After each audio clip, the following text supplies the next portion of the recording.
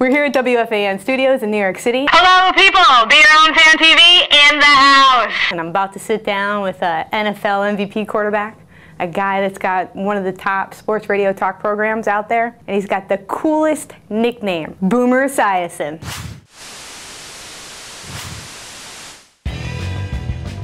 It's Be Your Own Fan TV with your host, Tyler Tumminia.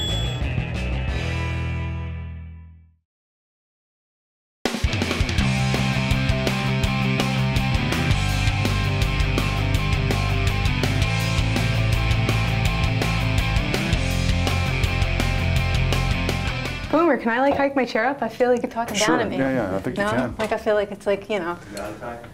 Let's see, on the back maybe, right there. Can we go with this thing? Just tell our fans, obviously, where Boomer, that nickname, comes from. Well, it's pretty easy. I had it before I was born. I used to kick a lot in my mother's tummy. The story goes that my dad was in World War II. He was in an artillery outfit. They used to call him Boom for Boom, or Boomer. And then when he left the Army, he went into play football at Columbia. The punter there, his name was Boomer. I kicked a lot. So before I was born, they were referring to me as Boomer in my mom's tummy. And then when I was born, my mom gave me the name Norman Julius Esiason on my birth certificate, named me after my father and my grandfather, my mom's dad.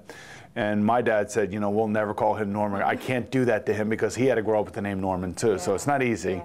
You don't look like a Norman. The nickname stuck, and it's been with me ever since. So if you and your wife are having like an argument, is she calling you Norman or Boomer? Boomer. Really? Yeah, everybody. You know, the only time I get called Norm is by close friends that are messing with me. Yeah. Or if I'm in a crowd with friends or my family, you know, my kids would call me Dad. My wife might call me Norm because if they yell Boomer, then they're afraid that they're going to create, some sort of, I don't know, not hysteria, but, just unfortunate, it just brings too much, I guess, attention to us if they yell Boomer in a crowd. Yeah. Not good. We'll talk about the studio a little bit, why we're here, how you got here.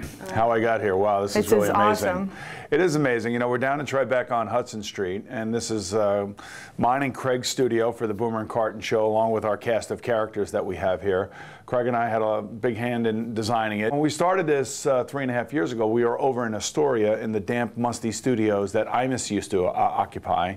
And then we came here about 1.5 years ago, and then all of a sudden they put us on television on MSG, and they built us a beautiful studio. So it's a fun place to come to work. Well, let's talk a little bit about the Cystic Fibrosis Foundation and what it means to you. It's kind of interesting how all of that started for us, Ty, because I heard Frank DeFord speak at a dinner down in Washington, D.C., and I believe it was in 1988 or 89. And I was getting an award at the dinner, and I was waiting for my award, and then they introduced Frank and that there was a charity aspect to the dinner. And back in the late 80s, you never really thought about stuff like this. And Frank got up there and started speaking about how he lost his daughter Alex to this disease of cystic fibrosis that I had heard tidbits about, but I had never known anybody with the disease. And after that, I went up to him and said, I'd like to get involved. How can I help you? And Frank that night, and I didn't have any children at this point, said, if you go back to Cincinnati and become the face of CF fundraising in Cincinnati, you could really help. So waiters, luncheons, golf tournaments, things of that nature, I was just doing arbitrarily because I heard Frank speak about it, and I felt terrible that he lost his daughter at the age of 8 to this insidious disease. So I kind of learned a lot about it, went and spent a lot of time at Cincinnati Children's Hospital as the quarterback of the Cincinnati Bengals. Used to bring my offensive linemen, dress them up as Santa Claus, and we'd go through the CF ward and help a lot of these sick kids kind of enjoy the moment of Christmas and all that. So I was exposed to it for a completely different reason. And then lo and behold, my son Gunnar was born in 1991. And then when I get traded to the New York Jets, he is diagnosed with cystic fibrosis. So you can imagine the irony and the destiny that I was feeling at that moment, and also the sorrow and the emotions of having a child diagnosed with a genetic disease. Of course. And then we decided to create a foundation. We named it after me, but the inspiration of it is Gunnar and, of course, Frank DeFord's daughter, Alex. And we are a partner with the National Cystic Fibrosis Foundation. We're all fighting for the same thing. A lot of our money goes in the same spot. We're into drug development, scholarships. We try to help families make ends meet where maybe they can't when they're waiting for lung transplants and things of that nature. And we're approaching $100 million raised. Wow, that's incredible. So it has been quite the ride, and it's been the one thing that has been as inspiring, frustrating, maddening, happy times, but also knowing that in the back of my mind that my 20-year-old son is dealing with a deadly disease that he fights so valiantly every day. Yeah. Let's jump into the Be Your Own Fan questions. These are fun now. They're kind of all over the place. Got it. You know. No problem. So defensive back that owned you. Defensive back that owned me. I can't sit here and tell you that I knew anybody it. I said he wasn't owned me. going to say I it. will say this, that Troy Vincent had some good games against me, Yeah. but then I looked back at some of the games that I played against him, and I had some really great games against him. I should say he had a couple interceptions that were pretty high profile against me, but I also had some pretty good touchdown passes that were high profile against him. Should there be a penalty box in football? Only for really bad people. Those headhunters that are out there, you know, and when I say a penalty box, I don't mean during the game. I mean they should have to sit in there when they get suspended, so people know why they are suspended. Yeah, that's a good point. More contact or less contact? Well, you know, they've been trying to legislate the type of contact. And football is a contact sport, and that's one of the reasons I loved it, and I think that's one of the reasons that a lot of people love it and love watching it. Legislating the type of contact, I think, is very smart to keep us from killing ourselves, but I don't think you can lessen the amount of contact. One of the most important positions, obviously, in football is left. Quarterback's the most important position, always and always will be. As a matter of fact, when I think of quarterback, I think it's the most important position of all of sport. Yeah. It's the most difficult to play. There's no question about that. And then from a quarterback perspective, it's got to be, you know, your left or your right tackle, depending if you're right or left-handed. Right. Well, I was just going to say, you know, one of the most important positions is left tackle. You're a left-handed quarterback. So for me, it would be my right tackle. But I played with what I consider the greatest left tackle of all time, and that was Anthony Munoz. And normally when you play in the NFL, when I did, the best defensive rushers, the defensive ends or the linebackers, for whatever reason, tended to line up on the right side of the defense to our left, which meant that Anthony would always be going against those guys, whether it be Bruce Smith, Reggie White, or Lawrence Taylor. And the one thing I always knew going into games, if we had him matched up against their best player, 99.9% of the time, Anthony was going to win the game, and I wouldn't have to worry about it. Worst excuse a player ever made for a fumble? Oh, boy. I think there was once a guy who said that he had hair gel on his hands. You know, he had like that, and it was early in the game, so he had just come out of the locker room, and I'm sure he was trying to make himself look pretty for the national anthem. Yeah. And then I handed him the ball, and the ball flipped out of his hands. And I said, "What the hell's going on?" He goes, "I put the hair gel in my hair before the game." I'm like, "Why would you do that?" Hair gel, wow. Right, so then they actually, if I remember correctly, that fumble was picked up and returned all the way down inside the 10-yard line, and then the opposing team we were playing scored a touchdown. So it was not only a bad fumble, but it was a really bad fumble, all because of hair gel. Hair gel. The foulest stink-ass guy you ever played against, or what? Bob Golick, nose tackle for the Cleveland Browns. Yeah, I remember it because I fumbled the ball, and we were on the bottom of a pile. And I can't even begin to tell you what goes on the bottom of these piles when guys are trying to rip the ball away from you. And I got the ball, and I can feel his grimy meat hooks all over me, trying to rip the ball out of my hands underneath the pile while about 10 other guys are on top of us.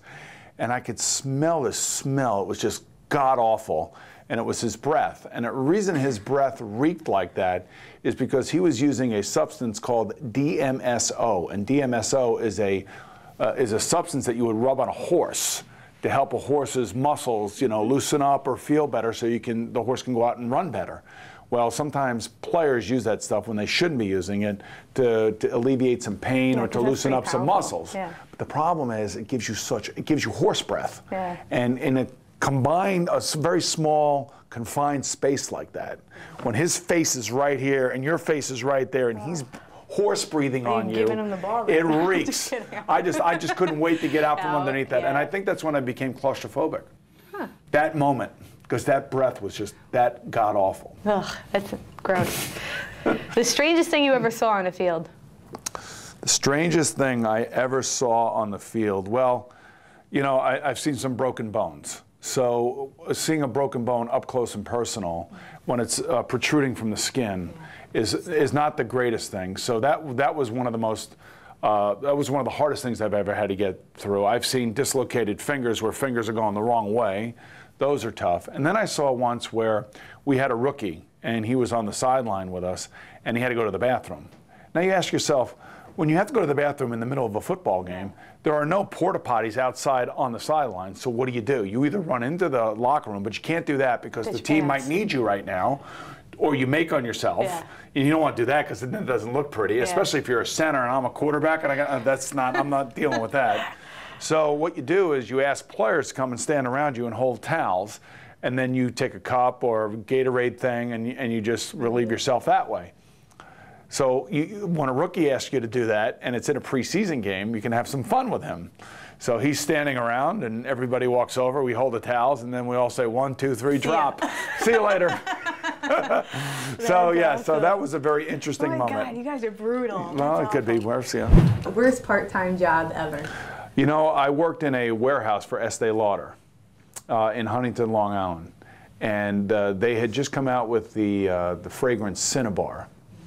And I remember working in there for 2 weeks, and I had to quit because I had such headaches, and I smelled like Cinnabar, the perfume. Right. It was awful. And I worked, you know, all I was doing was boxing it up and shipping it out. But unfortunately, the whole place smelled it, and then I smelled like it, my car smelled like it. So it was by easily the worst job I ever had. Ugh. One thing the fans don't understand about the owners. Wow, that's a really good question. That not all owners are Jerry Jones, Dan Snyder, and George Steinbrenner. That there are other owners out there that I think hold the growth of a lot of these leagues back, especially in the NFL.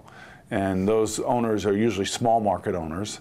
It could be like the Bengals or the Bills or the Jaguars that don't nearly make the amount of money outside of the game that some of the big owners do. And in this current lockout that's going on in the NFL, to me, the biggest issue is between the 32 owners. You have the upper echelon owners that make a lot of money off of their football teams, and then you have the lower teams like the Bengals, you know, who don't sell naming rights to their stadium, but yet still have the best stadium deal in all of professional sports, and yet are trying to hold the players to the fire. As opposed to sharing it between the owners, the lower owners want to take it from the players because the higher owners don't want to share the outside profits with the other team owners in the NFL. Maybe something we don't know about players. Well, I think it's pretty much known that all players spend way too much money and spend it too fast. So I think that's probably something that most people understand. But I will tell you that 98% of the players do not represent nearly the 2% that go against the law or do something stupid. 98% of the players are good, solid people. They're involved in their communities. They give back to where they came from. They're proud of the accomplishments that they have, and certainly are really, really terrific people. Do you ever get that urge to just go, all right, I'm going to go, because I'm going to go on the field like right now? No, you know what I do? I go on the ice hockey. I go on the ice is what I do. That's how I. That's what you prefer. And you can at this see point? my picture back here with Craig over here. Nice. And that's how I answer the crave of competition, because once you step off the football field, there's nothing in life that even remotely comes close to that feeling. So I needed something, and whether it be running for some people or playing softball or whatever, for me it's playing ice hockey, because I'm not very good at it. So I struggle, and when I struggle, that makes me want to play better. It kind of adds up to the frustration of playing at a high level at something else. And I think it basically feeds my need for competition. Yeah, well, look, we'll end it on that. Okay, thanks, Ty. You're very admirable. Thank you very much. What you do Appreciate off the field and out of your job. So you give back so much. So it's really an inspiration. So good. Thank you. Thanks. Sounds good.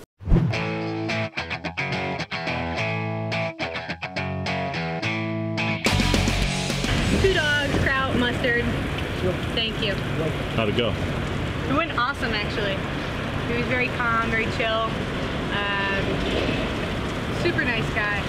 Really admirable, like the charity stuff that he does, and you can tell the love that he has for his son. So really cool, really awesome. The studio's awesome. I wouldn't mind going to work to that every day. I mean, I wouldn't mind coming to work here either.